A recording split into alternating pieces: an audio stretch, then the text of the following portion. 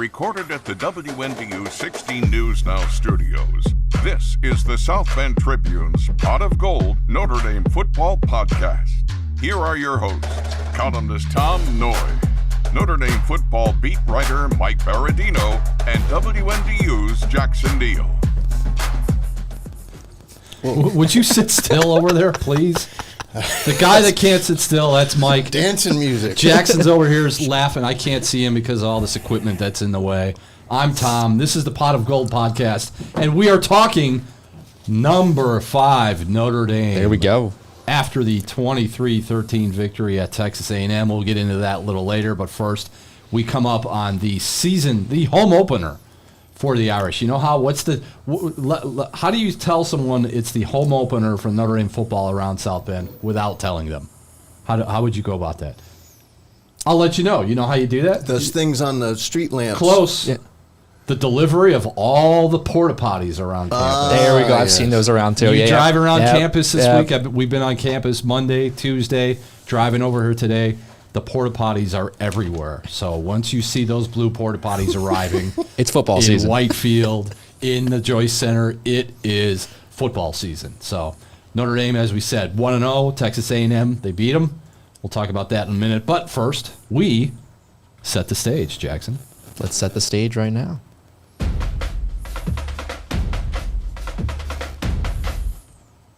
And we set the stage with Northern Illinois, which opened its 2024 season last week at home, beating Western Illinois, the Fighting Leathernecks, 54-15. The Huskies come to South Bend for a rare visit, but a visit from another MAC school. And Notre Dame football is familiar with MAC schools. Mike Baradino, what can you tell us about setting the stage for Northern Illinois? What's at stake for these number 5 Irish in week 2? You want to make sure that no one leaves the stadium or at any point once the ball is kicked, ever says the word Marshall. You don't want anyone to remember Marshall. Do not remember that. Good. They need to remember it in advance. Forget Marshall. And we even had a reference to Marshall this week from Jalen Sneed. Mm-hmm. And I think that's something that'll show up in a Tom Noy column. Stay away from that reference. That's a good reference. Stay away from that reference. Bottom line is, anytime you have a home opener, for the remainder of the Marcus Freeman era, it could go decades. Yep. It'll always be, it will. Don't let Marshall happen again. And the way you do that is you jump on these Huskies right away, you come out fast, and you don't give them any oxygen. Mm-hmm. Don't know that that'll be how it works, but that's what you have to do coming off a very rugged game down in College Station, one where Jordan Faison is out for this week, but how many others are bruised and battered and just tired from the heat. We saw Marcus Freeman postgame in that cinder block room that they call a post-game press conference at Kyle Field, and Marcus Freeman he sat down, he said, "I'm absolutely exhausted." And you could tell because he brought it for 4 quarters, the energy, everything that went into that game, what it meant to him, what it meant to the program. And he joked about it afterward. I think he was joking, even though he was exhausted, that he didn't know, Jackson Neal, who Notre Dame was playing this week. But he knows. Oh, yeah. All head coaches know. Yeah, he was like, I don't even know who we're playing next week, but I'll know that tomorrow. And when he said that, I was laughing a little bit. I was like, of course he knows it's going to be. I'll just interject that I don't think he was joking. I think in a moment. Oh, yeah. You just draw a blank. And because it's coaching 101 that you always start the clock for the next week, no matter what you've just done, and you certainly, especially if you're going to be favored by 4 touchdowns, you again, that's part of no oxygen. But that was interesting. I mean, he was sold out for that game. I mean, you listened to the podcast last week. He said to us that there'd be plenty of football after that opener, but the way everything went down, coming out of the tunnel, etc., the whole comportment of the evening was that felt like a all or nothing. It was all or nothing. And now they have everything in front of them, starting with Northern Illinois. You touched on it, Mike, a little bit. Only one major injury that we know of coming clear of Texas A&M. That was Jordan Faison, who limped off in the second half. Second late quarter. In the second quarter. Limped off in the second quarter and went up and told Marcus Freeman later in the game, "Hey, I'm fine. I'm good. I may not be good for the rest of the game, but I'm okay." Turns out he's not that okay because he'll be down for a week, maybe two, with the ankle injury, which leads to the only depth chart change this week in week 2 with Faison out. KK Smith, a name that we did not hear at all last year, but I've heard a lot since, moves into the depth chart rotation at wide receiver. Yeah, he's got a little speed, and he caught Mike Denbrock's eye pretty early after his arrival because he's the one who started to mention him. KK had shoulder surgery as a freshman when he redshirted, and I think he practiced for the Sun Bowl. But a guy from Texas, and there was that time when he's Caleb. But you had 2 Caleb Smiths on the team back in the day. For like 5 minutes. It was Caleb Smith who gave a 28-minute golden interview for us in the offseason, the Virginia Tech transfer. We thought this guy's going to be great. He's a great interview. He's talkative. Yeah. And then loses the love of football. He retired, medically retired, or just gave it, and he works for the University of Pittsburgh now. Does he really? His girlfriend, I believe, or maybe fiance by now, works there. Anyway, that's too much Caleb Smith information. KK Smith, and then Micah Gilbert's the one right behind that I think we're going to see Marcus Freeman mentioning Micah Gilbert by name, and I think that based on what we saw, what we would hear in August, he's got a chance as this game gets to the spread that it should, the margin, the difference, the gap, that a guy like Micah Gilbert is going to get a chance to do some things, and he may not be the only receiver who gets a little run in the second half that people are curious about. So they may be playing a lot of people in the second half. Is that what you're saying? I think this is one of those games to do it, but I don't want to underestimate Northern Illinois because, they're not too long ago that was a team that was knocking off big-time teams and getting to the Orange Bowl. I remember about a dozen years ago. But Jordan Lynch. Jordan Lynch's little brother's on this team, but he's not the quarterback. He's a Justin Lynch. Backup. Yeah. Yes. Boom. When I was at Temple, he was a freshman there, and he was our quarterback for a minute, and not like his brother. Let's just say that. No, Jordan Lynch was something else. Yeah, Justin a lot smaller. Yeah. How did Temple do this week, Jackson? Not great. Not great. No, we don't have a Temple segment in here. Yeah, I was going to say there's a reason for that if you watched that Oklahoma game. All right, yet another podcast where I'm going to say this might be a little, you might be a little too young to remember, but why, Jackson, will this not be like Marshall of 2 years ago and the year before that when Notre Dame had to escape with its life against another MAC school in Toledo? What makes this Notre Dame football team different coming off the Texas A&M win where they're not going to look past Northern Illinois? Well, I think the biggest reason is that stuff has already happened in previous years, and we're obviously talking about it. Everyone's talking about that going into this one. But I still think home opener, you're going to have enough energy from the fans. I think there's going to be a big enough crowd there. I'm more worried if you're going to talk about letdowns coming in a couple weeks against a team like Miami of Ohio. I think that's more of a letdown spot. I think the team is, that first win, energized after that. They're like, okay, we know we're thinking playoff, we're thinking college football playoff. Let's get out to this first home game and, not have that slip up. I think that's probably the reason why I think that if we're going to talk about letdowns, I think there's a bigger chance later in the season. I can't let this pass without mentioning it, so I'll mention it. You're rolling through all the Northern Illinois guys before we went on the air. Give us a little something on Northern Illinois, Mike Berardino. As you page through we had a segment last year where we would read from the annual. We would. You would read from the annual. I would read from the annual, and there were some great phrases about Central Michigan, as I recall. But I've read up on Northern Illinois, and the quarterback Ethan Hampton has good size, not much of a runner, but a good arm, and did well down the stretch last year when they won 6 out of 8. Ontario Brown, a running back, sounds like a tough guy to bring down, but a pro prospect, 5'10", 219. And then Trayvon Rudolph's the name. You don't want to lose sight of number 3, Trayvon Rudolph. In fact, Al Golden mentioning last night that's one of the guys who can get you beat is number 3, Trayvon Rudolph, another guy and they're very experienced on the offensive line. The disparity there is like the returning guys that they have at Northern Illinois on their offensive line. I believe they had them all back.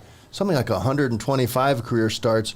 Notre Dame's group now up to 11. 11. We're adding starts. 5. Yeah. Can we say they'll be up to 16 digits after this one? Yeah, it seems like it, unless there was some sort of midweek injury that won't be updated until an hour before the game. And then you'll have to write about it. A little more on Trayvon Rudolph. He's a wide receiver, 5'10", 187, redshirt senior from Crete, Illinois, so he's not very far away from Notre Dame. Was a freshman All-American with Northern Illinois. He was a prep quarterback, and now he used to be he was a former walk-on, and now he's an All-MAC guy. So they're going to try to get the ball to number 3 is Rudolph. He can run it, he can catch it, he can return it. So if there's one guy, yeah, it's great. It's so easy. Just remember, 1, 2, 3. It's 1, 2, 3. Brown is the running back's 1, the quarterback's 2, the receiver you got to stop is 3. It's as easy as 1, 2, 3. I like that. To stop that team. So that's setting the stage. That's Northern Illinois. Let us now hit our Irish Rewind segment.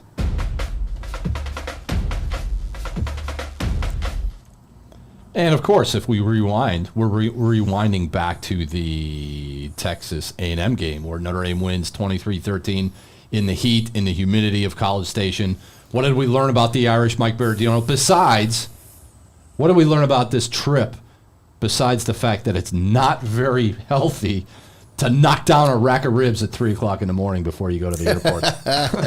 See, I just want to talk about the pregame ice cream that I enjoyed at the Moore Creamery right there at there you go. Aggie Park. Aggie Park was delightful. I believe that's what it's called, right outside. Oh, yeah. Grassy. You got a chance you set up shop at Aggie Park. Set up shop. Did you get to the Creamery? I did not get to the Creamery. I did not hear about this. Well, I got to the Creamery, and then I spilled some, I think it was the cookies and cream part of the 2-scoop that was down the front of my shirt. It was that kind of ball game. It really for was. Me. It's 98 degrees outside. It's sunny. It's a long day, and here's this guy as we pull into the parking lot of the media lot at Kyle Field, and he says, "Yeah, I'm going to go take a walk. Maybe I'll go walk over to the Bush Museum. It's a 48-minute walk." And I said, "Mike, it's 100 degrees outside." Yeah, you talked me out of that. I'm going to sit in the car with the air conditioning on until the press box opens. You saved me on that one. I was disappointed. I did get a selfie with the George H.W. Bush statue at the Bush Airport on the way out of town, and he was very kind and generous. He stayed there in his statue form for me. But Creamery, good. Pregame access to Ted Cruz.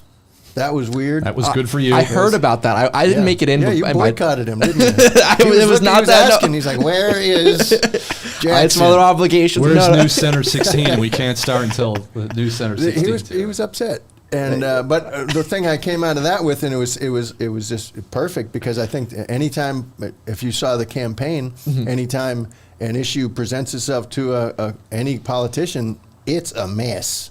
And that's what we learned about college sports today, and that's what Ted wanted us to know. And he can fix it all if he's just put back in the Senate and whatever. That's another story. But what else did we learn about Notre Dame football? Well, a lot to like. The resolve, the grit, right? Yes. Staying with it, fourth quarter, close game. How many people, you want to hit them with truth serum and say, how many people believe that Notre Dame would put together their best scoring drive when they needed it, going 85 yards with Riley Leonard? Riley Leonard, the stats aren't going to wow you, but that fourth quarter does.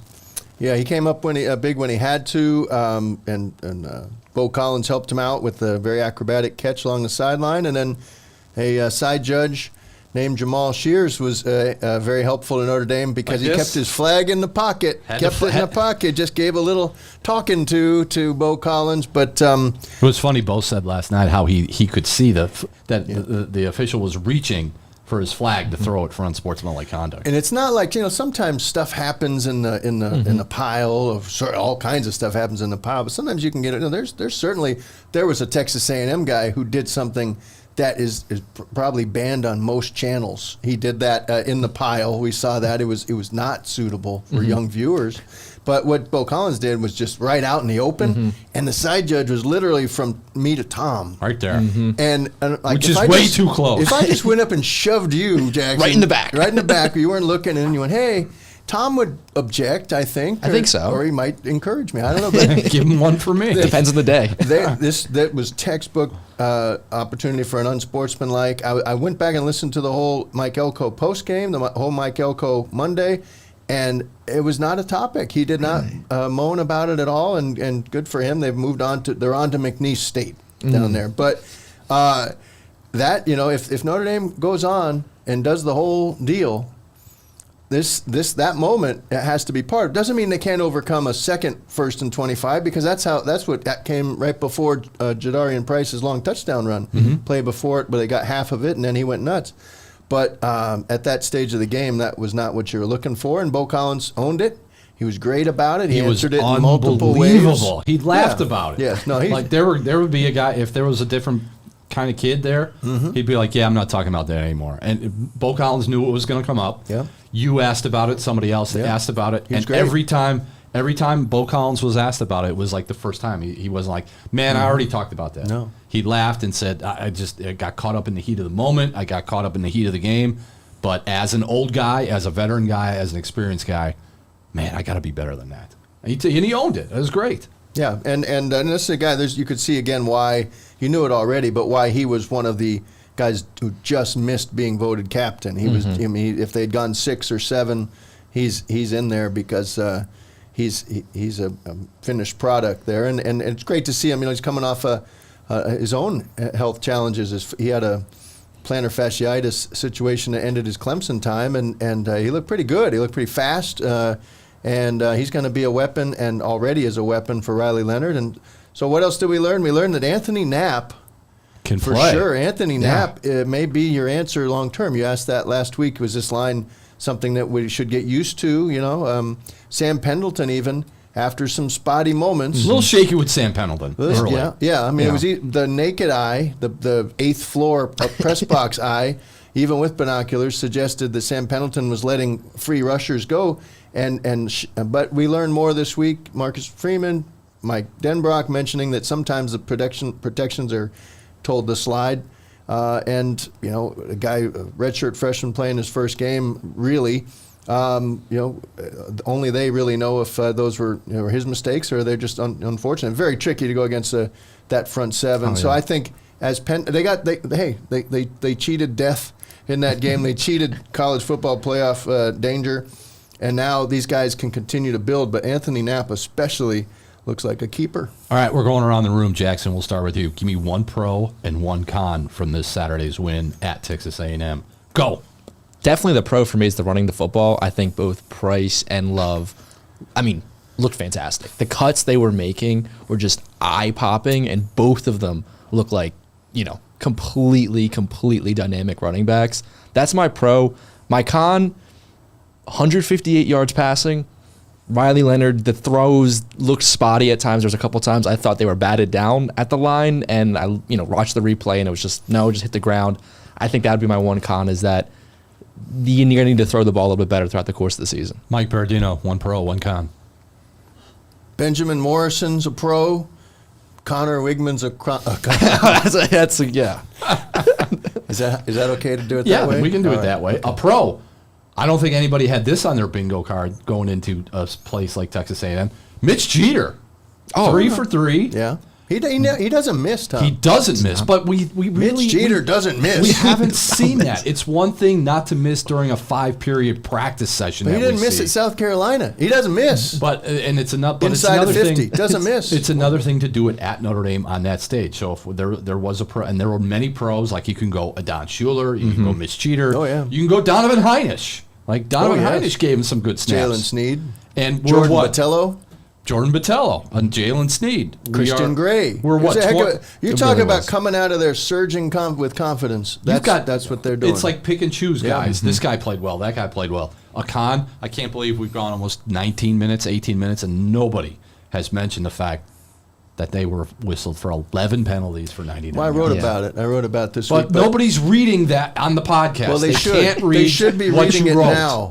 This is a podcast, the spoken word, not the written word. 4 pre-snap penalties, and another one was declined because there was pass interference down the field. So you could say 5, and that's why, Tom, we were hearing as we waited to get in to talk to the winners after their Tuesday practice.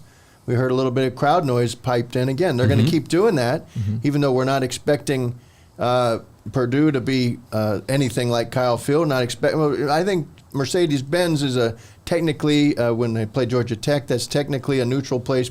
And Georgia Tech people aren't known for, they have a small field, Grant Field normally, but this will be a big stadium.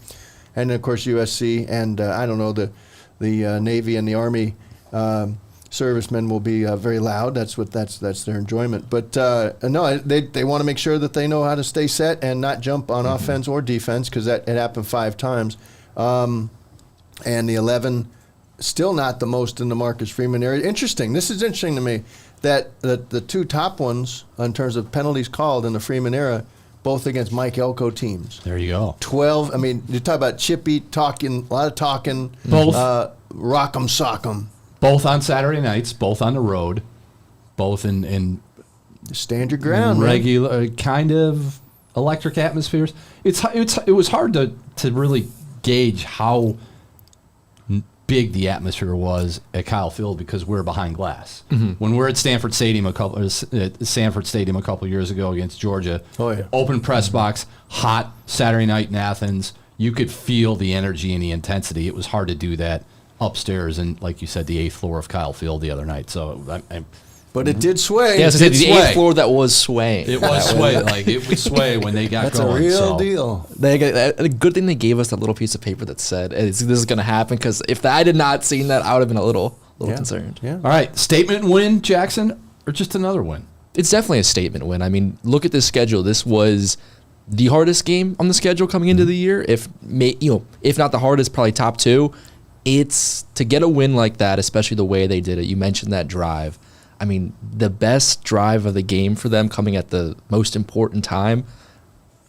I don't know if we see that from Notre Dame a lot of times, especially in an environment like Kyle Field, one of the hardest places, or maybe the hardest place to play in college football. Has to be a statement win. This sets the season up to be something much better than if they lose that game. Mike? Home of the 12th man, and they sent him home quiet and sad. And, leaving early. That's a no, nobody left early. No, there were still people coming down from the ramps.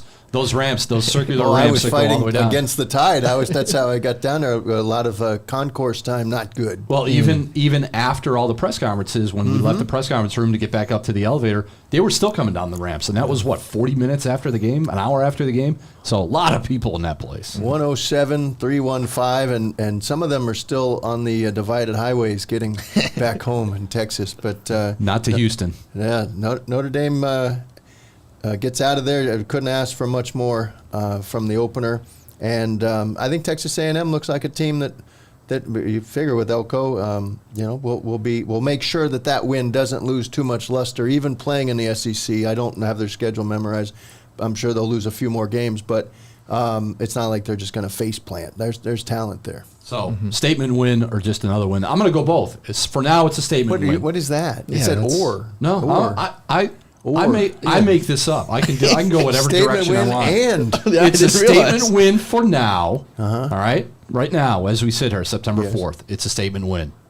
In 3 months from now, you're leaving there. In 3 months from now, it'll be just another win, because if this season is supposed to progress the way we all believe it's going to progress, there are bigger wins out there. I don't know though. Louisville. Interesting that Louisville pops into the top 25. Georgia Tech into the top 25. At least one of them, and of course USC at the end. USC doing what it did against LSU, and here we go. Here you go. I know it's coming now. As you're rearranging. Don't break any of that. The game. The game with USC and LSU. It's just it's the same thing. It's just I just can't believe LSU would have a season opening game like this, and we're just sitting here talking about how they can't finish, and it's just. Do you think he did that for effect? I think, slow motion. I think he did it for effect. Yeah, it's Brian. It's Brian Kelly being the politician. Well, Brian Kelly. Do we have a version of that up here in 12 years? Did you have a version of that where you felt that was performative? I'm not saying he's authentic. I'm saying that it's a weird time to go in to try to do your own Saban type thing. It's not when you've started 0-3 each, or 0-1 each of the last 3 years. Yeah. Like here we go again. Yeah. We're playing a neutral site. We're playing a quality opponent, and we can't win a game. Mm-hmm. So maybe. But I wasn't here for all of them. I was not either. Yeah, I was not around. So.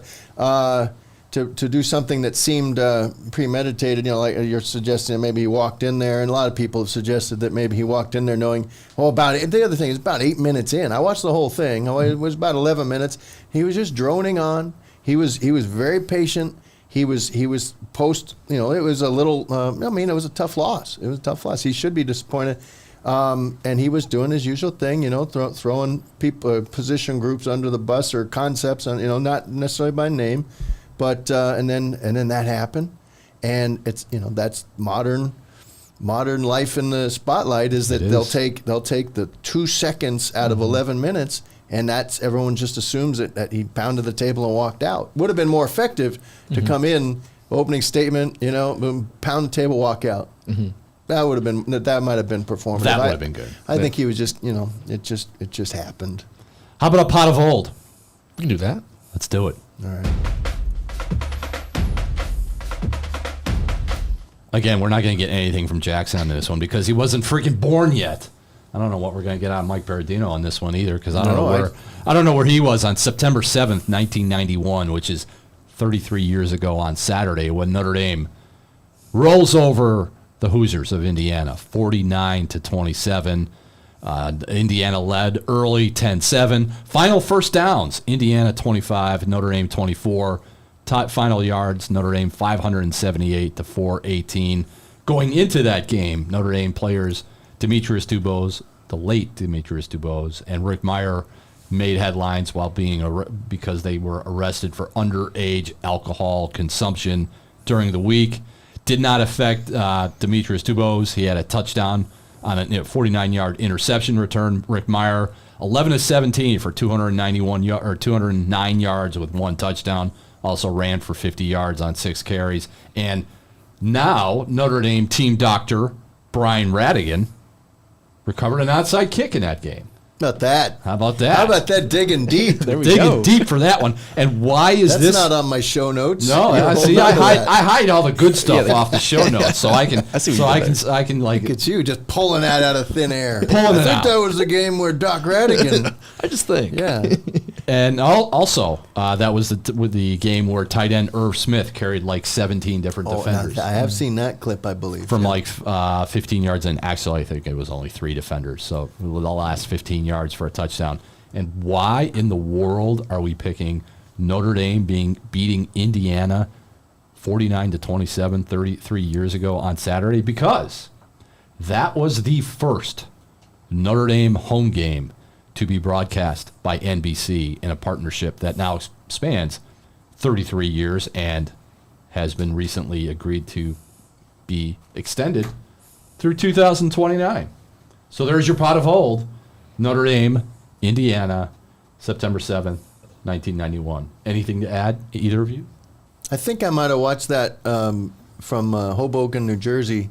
That's where I was working. I was working at a magazine, an NBA magazine called Courtside, RIP, and I might have tuned in for that. I vaguely remember that, but I'm just glad to be alive. There you go. I was actually reading Reggie Brooks's his book on the plane ride back from Texas. For real? Yes, I was. And he talked about that ball game. He did mention this game. I wasn't a lot about it, but he mentioned it. Did he mention Doc Radigan's heroics? He did not. Onside kick or Future Notre Dame Doc trailed Radigan. in that game too, 10-7 at one point, and then they dropped the hammer on them. I think they outscored them in the second half, like 21-10 or something. So and that's the last time Notre Dame and Indiana have played. Is that right? It is. See, that shouldn't be. Yeah, that should be. It'd be nice to see. I know the Purdue thing's coming back in force and already in the books, but it'd be nice to see Indiana, without having to join the Big Ten, in there, spruced in there. Indiana has only won once. Now, neither of us can comment on this game. Indiana has won once at Notre Dame Stadium when they beat the Fighting Irish 11-5 in 1898. I don't have any thoughts on that. Silence. They played a local high school the next week. They may have played that game they may have played that game at School Field, TCU School Field. So a close second for our pot of old. And let me just throw this in: September 7th, also a September 7th game, 2002. Notre Dame 24, Purdue 17 in Tyrone Willingham's first home game as the Notre Dame football coach. Willingham went 21-15 in 3 seasons before being fired. So there you go. Who was on his staff that's on this current staff? I don't know. Really? Yeah. Really? Do you know? Mike B with the knowledge over here. Look at me. He's just sitting there waiting. Pretty easy. This is an easy one, Jackson. It's an easy one? It's an easy one if you have access to the current media guide, which is online. I do not off the top of my head. All right.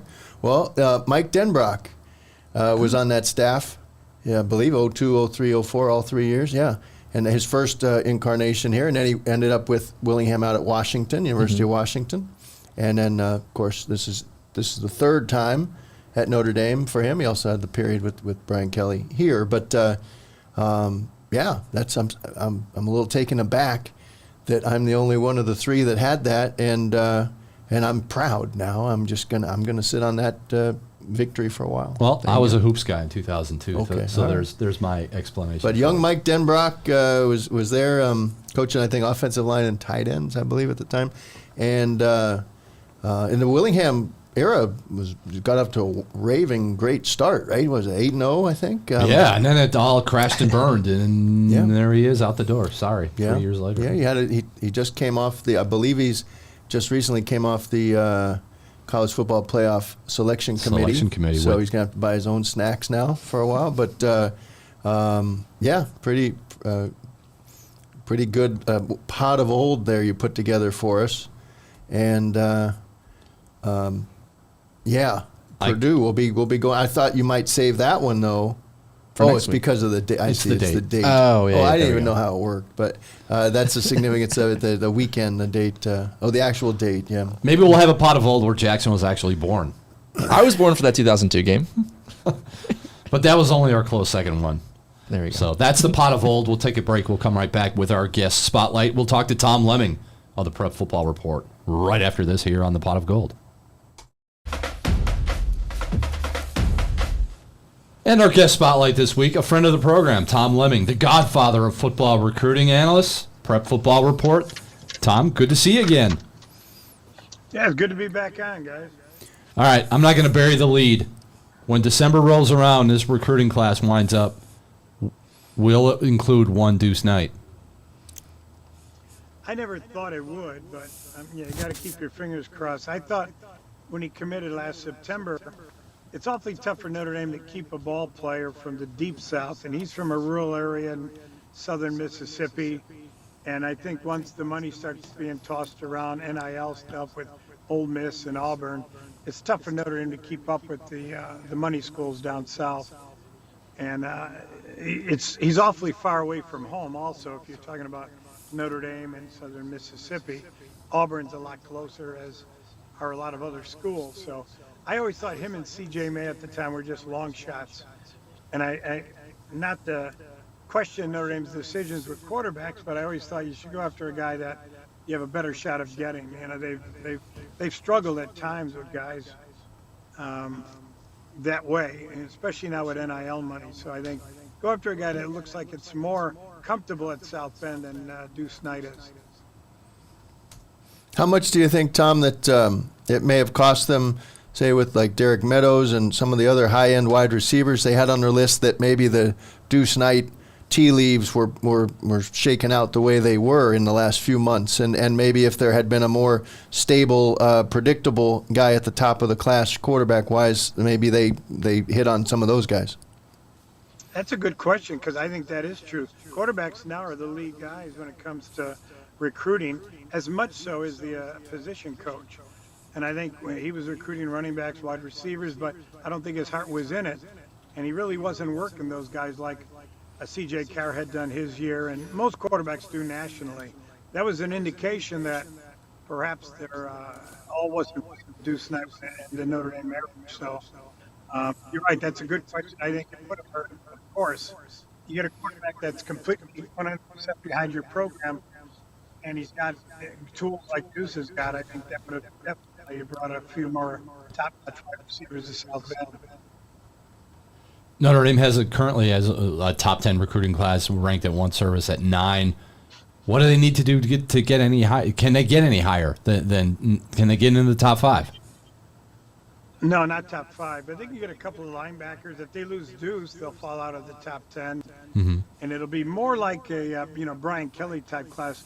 And it got off to such great start, but again, recruiting is the recruiting wars go to the tortoise, not the hare, and you always got to do it a year long. You got to make sure you got good backups because some guys are going to jump ship, especially nowadays with all the things that have been going on and taking the attention away from just your program, your facilities, how many guys you put in the NFL. Now it's a lot of NIL stuff gets thrown into the mix, even more so than the academics a lot of times and the facilities, which used to carry a lot of weight. Notre Dame, it still carries some weight, but now the ball players and their handlers, and a lot of the top guys got handlers. They're looking, for the pot of gold at the end of the recruiting rainbow. Well, what's different now about the job where you talk to kids? Do they openly say, I don't know if they're going to be able to pay me what I want to get paid to go to school A, B, or C?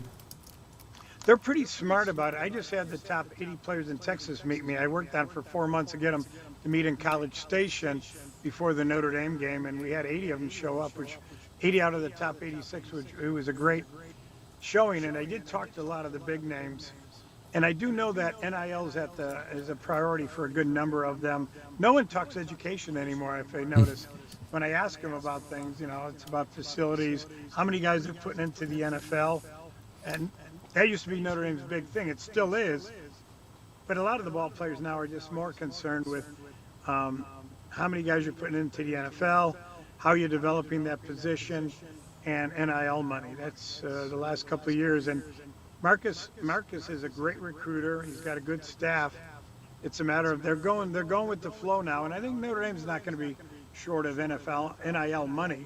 But I think they do things a little differently than the other schools. They do everything above board and want to make sure that the guy they're bringing in is also a ball player that's chasing the degree and wanting to play for a great program too. I just like the way they go about recruiting. If they lose Deuce Knight or not, I think it's a very successful defensive class. Maybe a little short on wide receivers, short on defensive linemen a little bit, but still overall it's a great class. When you talk about the added value of the Notre Dame degree, and their graduation rate is right up there with anybody out there, how do they portray it? How would you present it to these guys if they asked you, well, what is the monetary difference in lifetime earning potential between walking away with a Notre Dame degree, whether I play for a couple of years in the league or not, and a state school, run-of-the-mill state school degree? You know what? That's up to the Notre Dame coaches actually to explain that, because that should be a great selling point for Notre Dame, and it has been in the past. The graduation rate was always up there with Duke as the top 2 in the country, and the job placement, 99 and 9/10% of all students get placed with great jobs. And the ball players, though, when you're 18, 19 years old, you don't think of the future. You think of the next couple of years.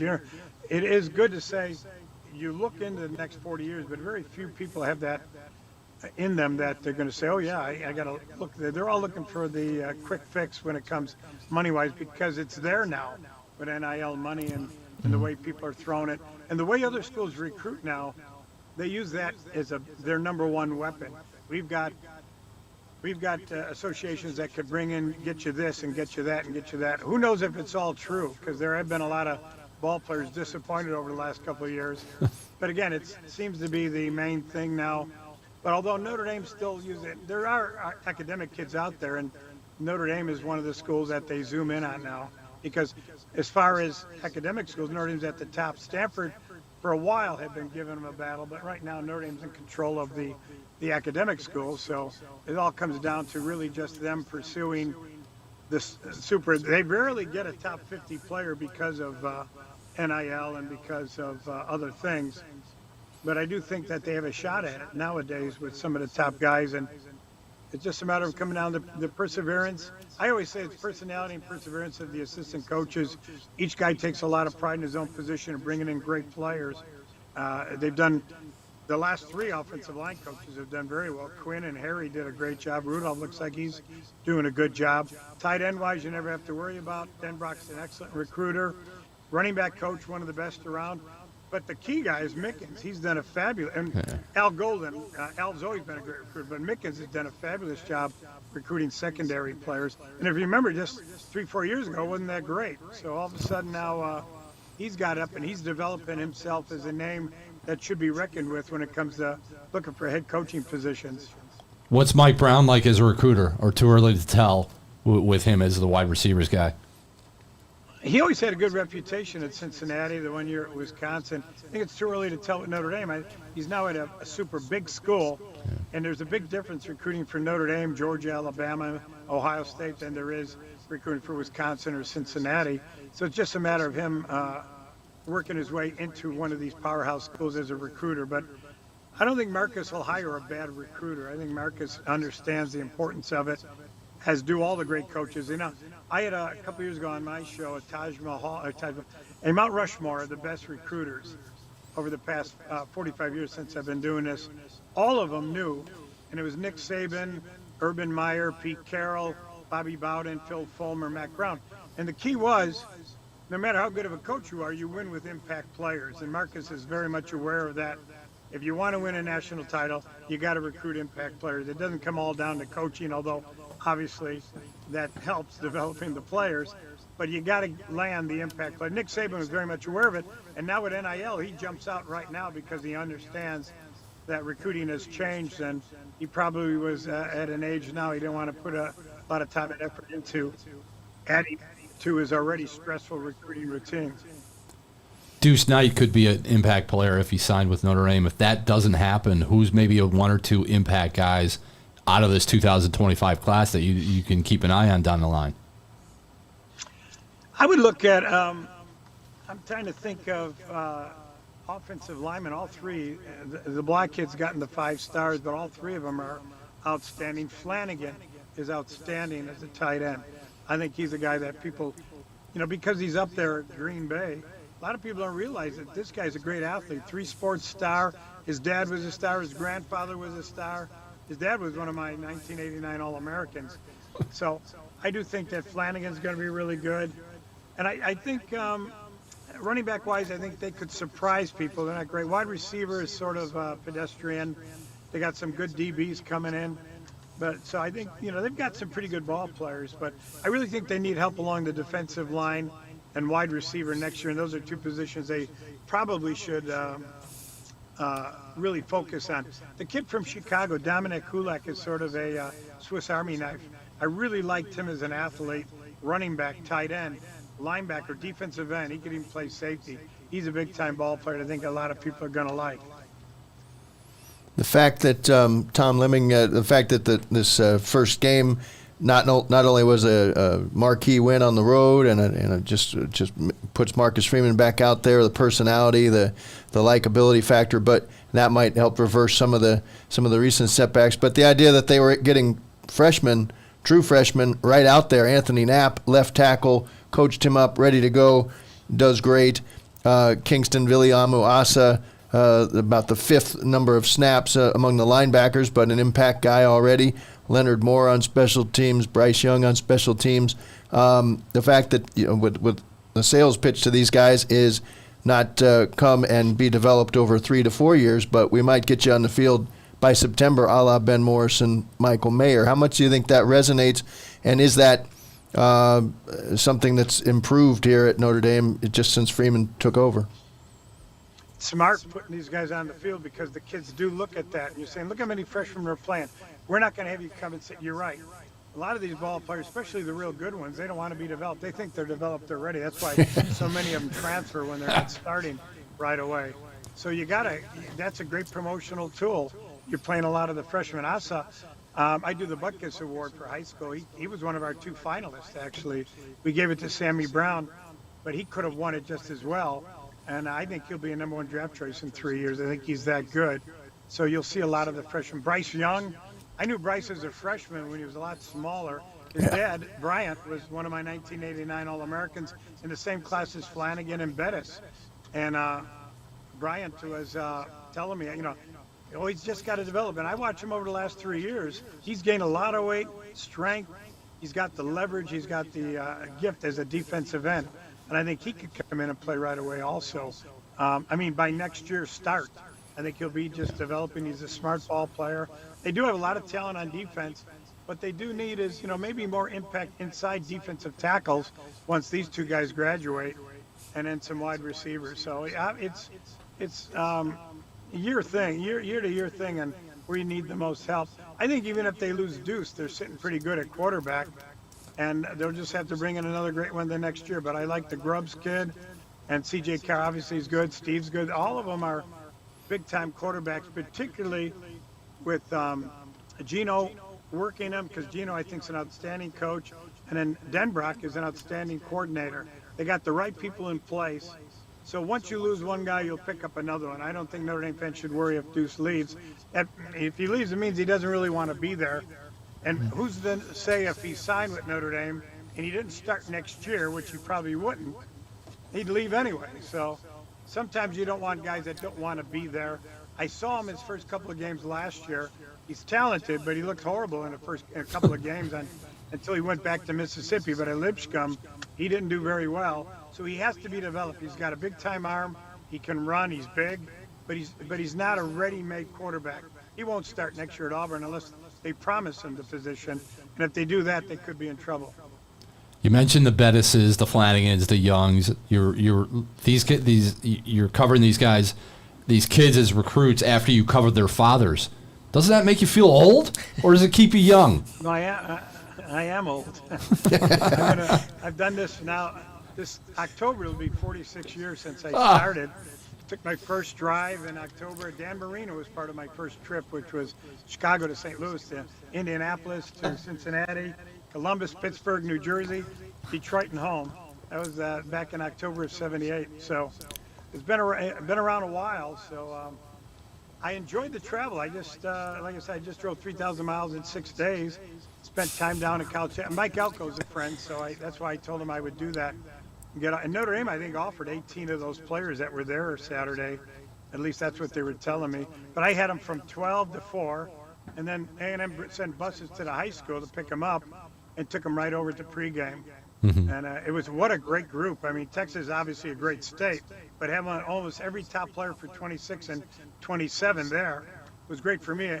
I'm hoping I fit them all into one group photo. I saw the photo. I may just have to go with 26 and then use another photo 27 because it's tough getting 80 guys in one picture. I find it interesting, Tom, that you, I wonder how long it takes you to be around these guys, FaceTime with them in person, just to have them introduce themselves on a clip. I watch your clips of those, and you can almost make a snap judgment on somebody. Not to get all Malcolm Gladwell-y here, but you could almost make a snap judgment on a 5-second say your name and school and your year of recruitment. That's not fair. But do you find that just being around them, and certainly you have a lot more time with them than that video, how useful is that over time? And what percentage of the time do you walk away from something and I don't know if that guy's really going to be it? What is your percentage of gut feeling versus what happens in the long haul? It's more than a gut feeling. What I since I've been doing this the last 7-8 years, if they're going to commit in the next month or two, it's a great. It sends you into a great direction of where you think they might go, because I try to surprise them with the third part. Say your name, high school, and then whoever comes to your mind, favorite schools or offers, and then they don't have time to think. So what comes to their mind are really the top 2 or 3 schools right in the beginning. So if you're favoring some schools, you're not going to put them in the back of your mind because you don't have enough time to think about it. So I try to surprise them with that. And if you ever notice, if they announce the next couple of months, always the team they go to is one of the first 1, 2, or 3 schools they mention. Sometimes they'll mention 10 schools, but it'll be one of the very first. But if they wait another year, believe me, things change. That's why I'll put out the video I took a year ago of a ball player commits today. And a lot of times, especially Notre Dame, they're a little slow in offering a lot of times. And a lot of times they don't even mention Notre Dame on and then they commit to Notre Dame once they realize the Irish are coming after them pretty hard. I think because of academics and everything else, Notre Dame offers fewer players, at least not as quickly as a lot of the other schools, although much quicker than when Brian Kelly was in charge. And Brian was a great coach, but he wasn't really that tuned into recruiting. Neither was Tommy Reese or a lot of the guys he had. Now with this staff, everyone's tuned into recruiting, so they know exactly what's going on. Next commitment for Notre Dame, who is it? Could be one of those linebackers that I really liked, and I do the Butkus for it, as I mentioned. They're both nominated for this year. We announced them last month. Noah being a real good one, and I really like him a lot. So whoever goes, I imagine they would take both of them now. I don't know. I'm not a big fan of going after secondary guys since they lost all the wide receivers they're going after. Wait until next year. Wait, go back to the portal again. Mm-hmm. Don't give a scholarship to a guy that's only going to be a backup over the next 3-4 years. Wait until Notre Dame's good enough they can get impact players next year. Just have more guys, more impact players you're going after. I thought when they lost those 3 guys, they didn't really have any backups after that. So that's probably something they need to work on. Maybe having a more depth in all the recruiting. It's difficult because hanging on to the same ball players for a length of time is tough. But you see Georgia, Ohio State, Alabama, they do it every year. They just offer a lot more guys. Tom, we wrote about this, I guess, going into fall camp, but, Olivia Mitchell's been around here a while. Zaire Turner has been here now a couple of years now, the director of player personnel for Notre Dame, and there's Rebecca Seitz as director of on-campus recruiting. I don't know that it's a brand new thing to have female voices in positions of leadership with recruiting, but that particular group, how effective are they? How key a part of what Notre Dame's able to do to connect with families, maybe single-parent families, and to have a trusted woman who totally knows the ins and outs of modern recruiting? I think you're right. I think it does do well with the parents. They could relate to the mothers and talk to them about what Notre Dame can do for their sons and all that. Every school's got that. I spent the time with A&M guys a few days ago, and they've got the same thing, the same infrastructure when it comes to recruiting and people that are involved in recruiting. Notre Dame is just, keeping par with all the other teams now. They all have that. It all comes down to selling a great product, and Notre Dame's probably, when you look at it, there aren't any schools that have what Notre Dame has, and it's talking about tradition or great facilities and even better facilities on the way. How many guys they're graduating, which should be very important to a good number of the parents, and how many you're putting in the NFL, and maybe job placement after you get out of the NFL. If you're in it for 2-3 years, then you got to go the next 40 years and find a respectable job. So there's a lot of things that go into it. I think Notre Dame's got more to offer than just about any school in the country. But then it's the salesmanship of the assistant coach and catching and that, to me, that means you have to start early. If you identify a freshman as a big-time player that you want to offer, then you got to develop a relationship over the next 3 years. Same thing with sophomores over the next 2 years. You got to get on them quickly, and you got to stay on them, and you got to become their friend, their parent, their father confessor if you're the assistant coach, and you got to stay on top of it. And that's what Nick Saban was so great at. And Urban Meyer too. If their assistants weren't doing the job, 2 years later they're gone. He wanted to make sure he had the right people in place and they were getting the right message out about their programs. And I do think that overall, Notre Dame's got more to offer than any school in the country when it comes to everything. Stanford's a great academic school, but their football program doesn't have Notre Dame's legacy. And the other schools, national titles, I think they have 11. So Notre Dame's got a lot going for them on every point. The problem is getting that point across. Taylor Bell from the Chicago Sun-Times years ago asked me to do a thing. We did a thing and we polled the top 100 players in the country. 60 of them, or more than 60, did not know that Notre Dame was in Indiana. They didn't know what state Notre Dame was in. Yeah. So what they have to do is explain what Notre Dame is and the tradition and get them on campus, because that's a beautiful campus. It's a historic campus. And the parents get overwhelmed most of the time when they come, especially when they're visiting in the spring, fall, or summer. Maybe not so much in the winter when it's 10 below zero. But everything else, I think, Notre Dame can sell itself. So it's the salesmanship of the assistant coaches, perseverance, which means staying with them for 2 or 3 years, working them and working them and working them, develop that relationship. Notre Dame will one day have a number 1 class like they did. Vinny Serrato had 4 number 1s in a row from 87 through 90. That 90 class, I think, 16 guys go to the NFL, 5 first-round picks, 2 Hall of Famers. That was the high watermark, I remember. But then they had Charlie Weiss had 1 great class. Tyrone had 1 great class. After that, they fell apart. It's the consistency and perseverance of recruiting that'll get Notre Dame that national title that they're looking for.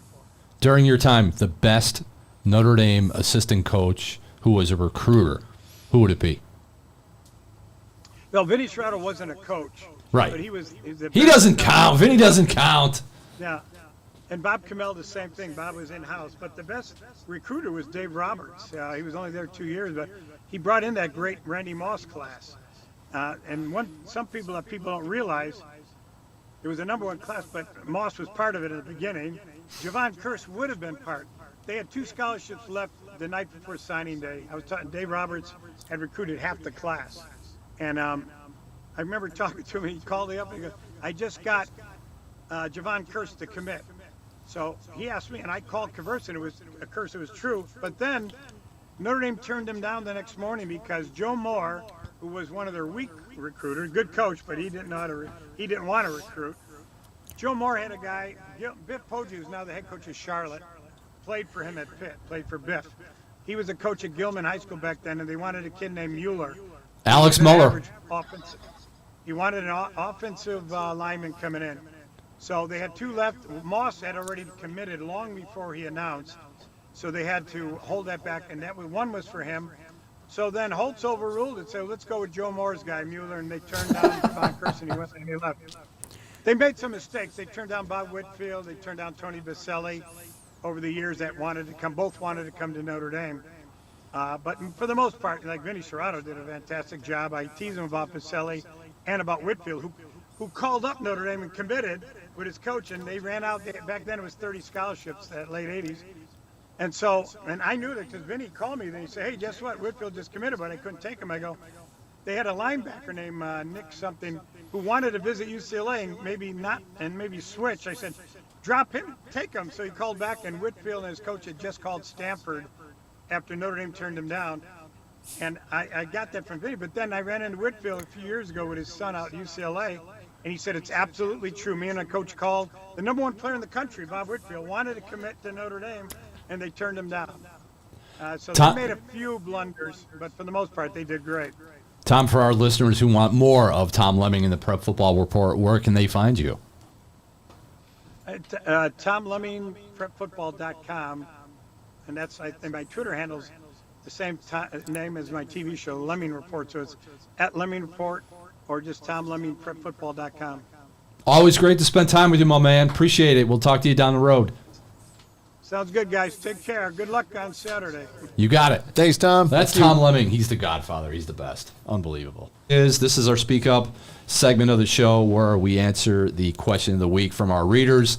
If you go to ndinsider.com during the week and see a link for our Pot of Gold podcast, you can click on that. You can ask any question that you want, and maybe, just maybe, Mike Berardino will pick your question out of one of his baseball hats. So this is the question of the week. You have what? I have a lot of them. I know, that's why. The question of the week comes from Jake in Saratoga Springs, New York. And Jake wants to know, would you agree that Notre Dame did not have an opportunity to try to stretch the passing game because Riley Leonard was running for most of his life, and because the offensive line could not block anybody and there was no time to have the deep post and go routes as part of the Notre Dame offensive package against Texas A&M?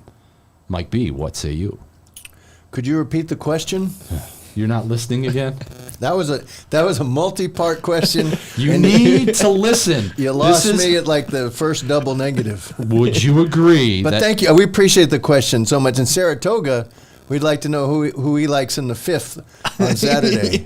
I think the person I'm talking to tomorrow would want to know that. That's right. That's another story. Would you agree that Notre Dame did not stretch the field because Riley Leonard was running for his life?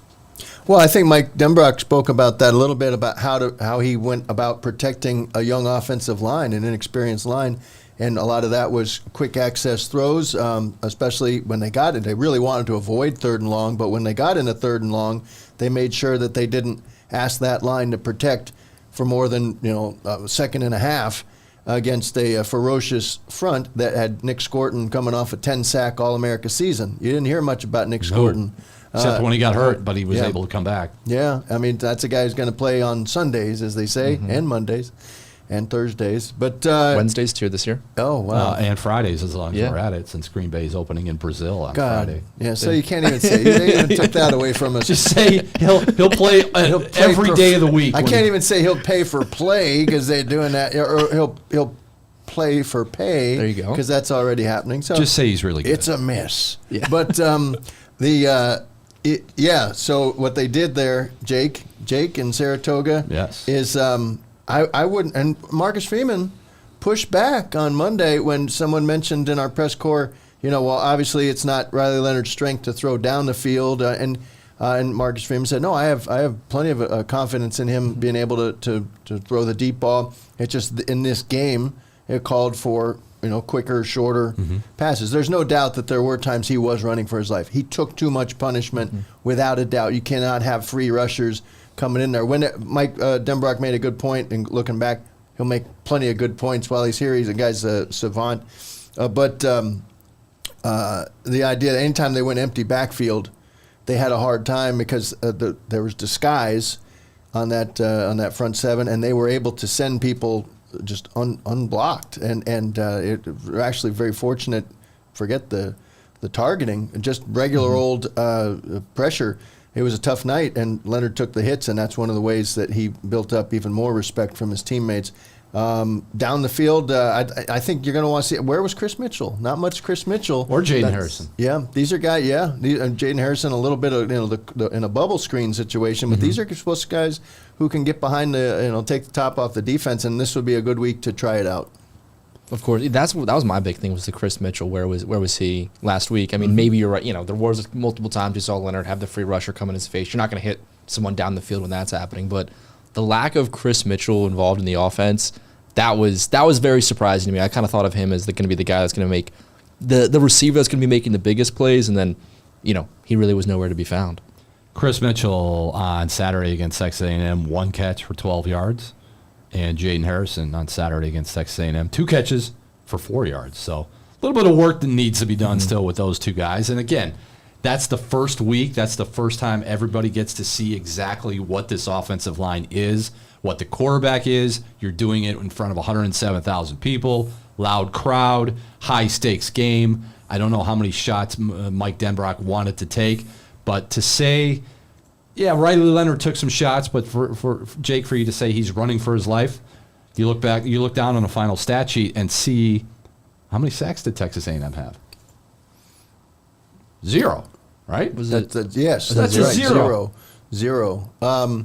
They did get plenty of. They did pressure him. Mm-hmm. Yeah, he was hurried, but no, he got a quick release, and that was the mindset. And keep in mind, he did find Flanagan a couple times, and Eli Raridan somewhat, but as Mitchell Evans, who only played, a handful of snaps in that game, and they were pretty much all on third down, and he was always flexed out. As Mitchell Evans comes fully back from that knee surgery now 10 months ago, plus that'll be a nice third down weapon for Leonard too, and that'll take so much, allow him to stay in there a little bit longer, whatever needs to be done to settle in. But the inaccuracy is something, as Jackson mentioned, that's going to happen. I mean, it raised its head certainly even in his best times at Duke. I mean, he's not known for being perfectly accurate and tight windows, and that's something he's going to have to show as he prepares himself for the next level. It's something he's going to have to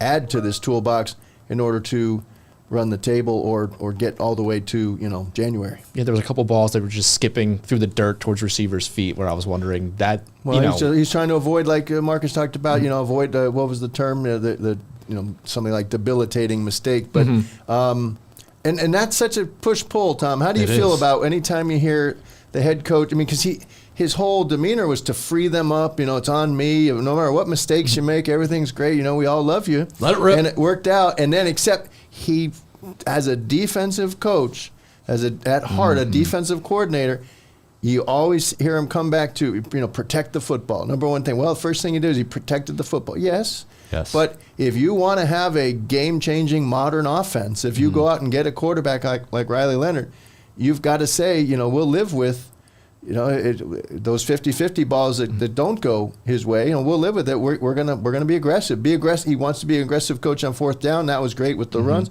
Let Riley Leonard be Riley Leonard. I was glad to see that he was allowed to run on designed runs as much as he did, because he is a very instinctive runner and not afraid of contact. And at 6'4", 216, a load. He's a load to bring down. And he took some shots. That first shot. The first shot he takes to the head. It's like he slid too on that. He did slide. That's why I said last week I'm going to cringe every time he runs the ball, because he takes that shot early in the game and then he finds that running lane late in the game up the middle of the field and took a big shot but held onto the ball. It looked like he was going to fumble. He had one where they spun him. Where he spun and he had the ball up over his head and he still hung on to it. So it's still a situation with Riley Leonard. I don't know if I want my quarterback running 8, 9, 10 times a game, because you've got Jeremiah Love and Jadarian Price to do that job. Let them do that. So, and again, the offense may have looked a little shaky, a little uncertain, but it's the first time out. Get through that game, get out of there with a win, get home, and then get on with the rest of your season. If we're still talking about offensive issues and the way it looks or the way it doesn't look against Georgia Tech, then maybe that's an issue. But I think we're not going to see that this week. We probably won't see it next week or the week after that. So we'll see how this offense can improve the next 3 weeks heading into the game against Louisville. Yeah. 12 carries for Leonard. Hopefully he has 12 over the next 3 games total. Right. Exactly. So, Jake, appreciate the question on the Speak Up segment. Let's go to Pot of Bold.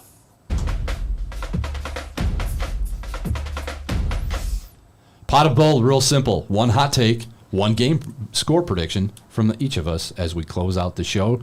Jackson, lead us off. What do you got? All right, what do you want first? Score prediction? What do you want to give us? I'll give whatever, you go whatever direction you want, my man. All right, I'll go. Look at Mike and go long, because Mike's pensive. He's deep in thought on what his hot take and his score prediction should be, even though he's already given a score prediction. I'm trying to remember. You're trying to remember what you gave it. All right, I'm going to go 42-14. I think they get out of this one really simply. And I guess I don't know if this is a hot take, and maybe it's a hot take after seeing that first game. We just talked about Leonard throwing the ball. I think they're just going to want to give him a lot of deep shots. I think 4 touchdowns this week, and I think they're going to air it out with him and want to get him his confidence. Mike, could you repeat the question? What's your hot take? Okay. Riley Leonard will have 0 designed runs this week. He might scramble, but there will be 0 designed runs. Nice. Mm-hmm. And do you have a final score? Do you remember what you gave the final score as? 40. I think it's 41 to 6. 41 to 6. 41-6. Those will be field goals. So no touchdowns for the Huskies. Okay, my hot take is the defense scores at least 1 touchdown this week. Oh. Who's going to do it? How about Jalen Sneed on a strip sack and touchdown run? I like that call. Usu Koromoa moment. Yeah, something like that coming off the edge. Yeah. Like he tracked down the Texas A&M guy on the goal line last week in College Station. So Jalen Sneed trending up as a linebacker. So let's see what he does. Like that. Final game score prediction. I'm going to go 40. Notre Dame 44, Northern Illinois 3.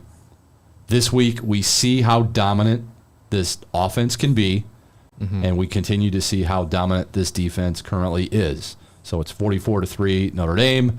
Mike Berardino picks Notre Dame. Jackson Neal picks Notre Dame. So guess what? We're all picking the Irish to move to 2-0. We'll see what happens Saturday at the stadium. Find your nearest porta potty. There are plenty to choose from if you need to. And we will come back around. We'll swing back around next Wednesday to recap Northern Illinois and preview the Irish back on the road, although no plane flight, no late night, kind of a late night, drive to West Lafayette and Purdue. So this has been Pot of Gold. This has been the South Bend Tribune's Pot of Gold podcast, your home for insightful Notre Dame football coverage and analysis.